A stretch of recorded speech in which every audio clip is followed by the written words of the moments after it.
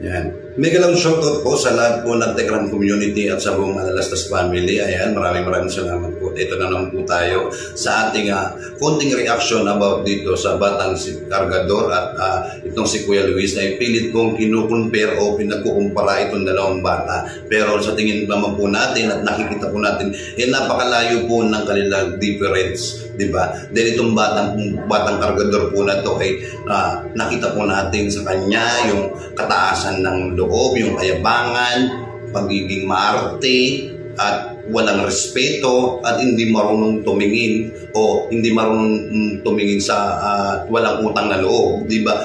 Dito po kay Kuya Luis po ay makikita po natin dito yung kababaan ng loob, may takot sa Diyos, marunong rumispeto at marunong magpakumbaba sa lahat ng kanyang pagkakamali. Hindi kagaya dito sa batang Cargador na to, talagang pinanindigan niya po yung kanyang pagiging sinungaling, di ba? At ang kasakiman, di ba? Di ba kaya po natin natawag na sakim itong batang Cargador na to. Tingnan niyo po, talagang pinag-iinteresan po ang kanyang pera na sabi niya po ay kukunin po nila ang pera na dalawa sila ni Kuya Luis. Pero si Kuya Luis po ay hindi po nanaig sa kanya ang pagiging makasariling tao, di ba? Si Kuya Luis po ay hindi niya po talaga ini-expect na kukunin pa po yung pera. Kontento na po siya kung ano po yung binigay na allowance sa kanya. Hindi kagaya nitong batang Cargador ay talagang, kung sabi nga po ni Tektorin, danupan, is gutom, di ba po? Tapos dito po ay pilit po nilang kinukumpara dahil ito nga pong batang Cargador na ito ay doon po siya napulot ni Tatay Tekram o inampon doon sa Divisoria at dito sa Baseco. At ito naman po si Kuya Luis ay nakita po inadapt po rin siya ni Tatay Ramil na nakita po niya si Kuya Luis na naghahalaga po ng itik. Alam niyo po ba ang pag-aalaga ng itik ay hindi po ganun kadali. Diba? Kailangan kailangan po kasi ni Kuya Luis nagpastol ng mga itik dahil alam po natin diyan po ay talagang diyan po sila kumukuha ng pagkain nila sa araw-araw. Dahil po ang pagpapastol po ng itik ay binabayaran po siya ng kanyang may-ari po ng mga itik. Hindi kagaya dito kay batang Cargador ay pansarili lang niya po yung kanyang kinikita. Kumbaga, di ba? Excuse me. Talagang pansarili lang niya po talaga yung kinikita niya. Kaya nga po siya nangangargador o nagbubuhat dito sa Divisoria ay para sa kanyang sarili lang. Wala po siyang magulang na nagumagabay sa kanya. Dahil yung kinikita niya po, kapag ang bata po ay kumita ng pera, talagang wala na pong tatatak sa kanya kundi yung pera. Bakit pa nga naman siya mag-aaral, di ba? Kumikita naman na siyang pera kahit di siya makapagtapos. Hindi kagaya ni Kuya Luis, naghahanap buhay man po siya o nagpapastol ng itik, talaga pong meron pong pinaglalaanan yung kanyang kinikita. Talagang doon po napupunta sa pamilya niya na naghahanap buhay po siya para po makabili ng alam na po natin ay bigas, ulam, di ba po? Tapos dito po kay batang Cargador, talagang pansarili lang po niya yung kanyang kita. Wala po siyang inspirasyon para sa kanyang sarili na mag-ipon, di ba? Hindi kagaya dito kay Kuya Luis, napakalaki po ng nakikita natin na pagbabago sa kanya, di ba? Marunong po siyang umawak ng pera at alam niya po kung nasaan ang kanyang mga kinikita at alam niya rin po kung nasaan yung kanyang mga alahas. Hindi kagaya nitong batang ito kung saan na lang po niya binitawan ang kanyang mga gamit na para po siyang sawa. Kapag nagubad ng damit, doon na lang. Diba? At nakikita po natin dito ang different po. Si Kuya Luis po ay may takot sa Diyos, may respeto. Yung batang Cargador, wala at takot. Wala po tayong nakikita na pagbabago sa kanya. Di ba po, inadapt niya pa rin po yung pagiging batang Baseco niya. Diba? Hindi kagaya ni Kuya Luis ay talagang literal po natin nakikita kung ano po yung pagbabago sa kanya. Diba po, nandun nga po siya namumulot ng mais para sa kanilang pagkain sa araw-araw. Itong batang Cargador na to, hindi niya na po iniisip yan. Basta ang gusto lang po niyang gawin, maglaro ng ML, magkulong sa kwarto, di ba? Kakain. Ultimo pinagugasan ng pinagkainan niya, hindi niya po yata kayang lilisin. Di ba? At si Tatay Tekram pa ang nagugugas ng kanyang mga plato. Di ba? Kulang na lang siguro, ugasan na lang ang puwit niya.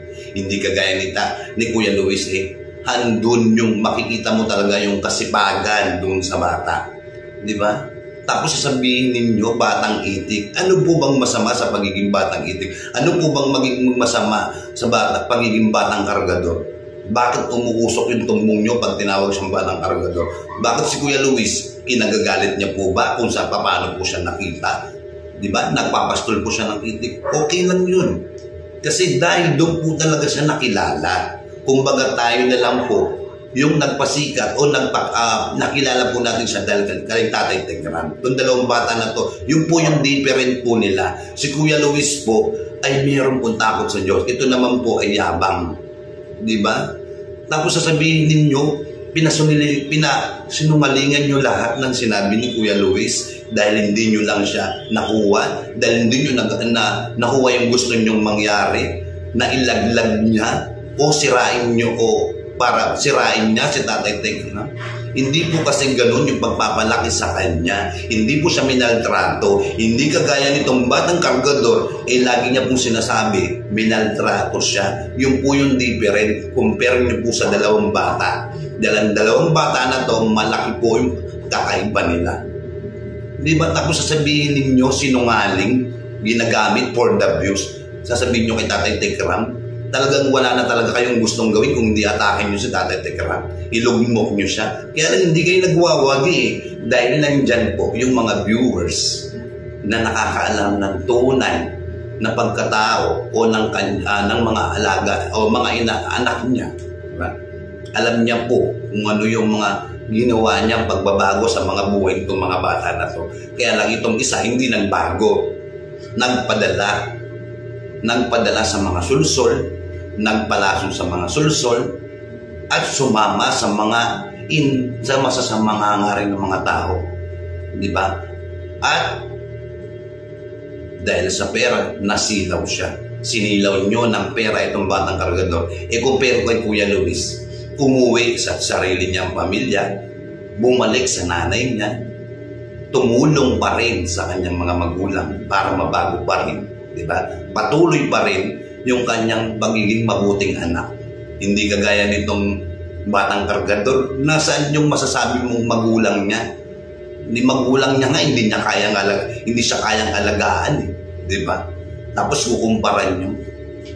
No. Dahil si Kuya Luis, malayong mararating. Hindi po siya ambisyosong tao. Hindi kagaya nitong isang batang kargador, masyadong mataas, masyadong ambisyoso.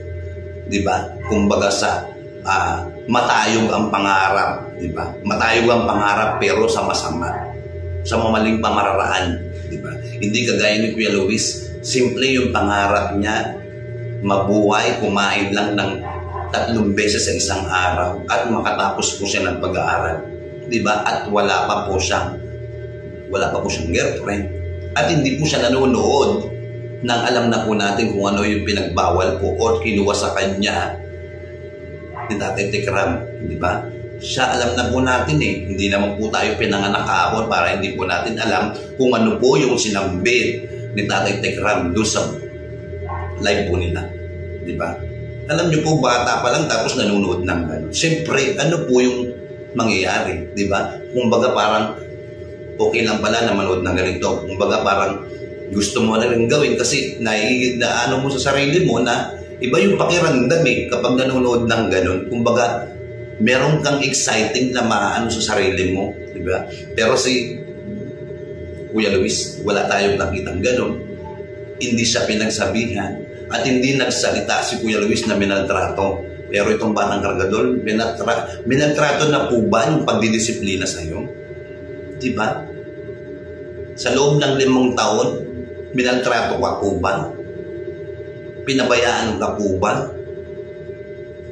Hindi ka pinabayaan. Minahal ka pa nga ng buong buo ng mga malalastas family. Kaya lang, dahil sa ginawa mong sumama ka sa mga wakwak, lumitaw dito, napakasinungaling mo.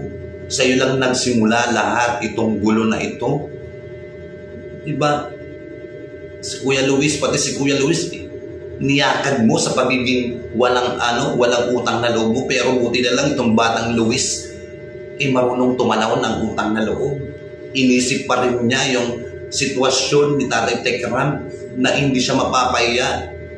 Diba? Pero ikaw, wala man tumalim sa puso mo na napakabuti ni Tatay Tekram. Tapos ikaw patuloy ka pa rin nagsisinungaling. Yun na nga sinabi ni Tatay Tekram, magsalita ka ng totoo, masisira ka dyan. Diba? Pero andun pa rin yung pag-aalala ni Tatay Tekram sa'yo eh. Kaya lang wala na eh. Sinarado mo na yung puso mo kay Tatay Tekram eh. Pero si Kuya Luis, bukas na bukas ang kanyang puso. Diba? Kaya huwag niyong sabihin na batang itik. Dapat maging proud kayo, maging proud din kayong mga wakwak na tinawag po na batang kargador, itong batang kargador na to, dahil dito po siya nakilala. Pero si Kuya Luis, okay lang. Marami pong nagmamahal sa kanya, wala pong milyon na galit sa kanya. Diba? Tanggap niya po sa sarili niya na batang itik po siya na nag-alaga, nagpastol ng mga itik. At least doon sa pagpapastol po niya ng itik, doon niya po kinuha yung pagkain nila sa pang-araw-araw po nila. Tumutulong po sa kanyang magulang. Hindi kagaya nitong batang kargador. Meron ka bang tinulungan sa pamilya mo? Wala, di ba? Kundi sa pansarili mo lang. Sa sarili mong hangarin. Di ba?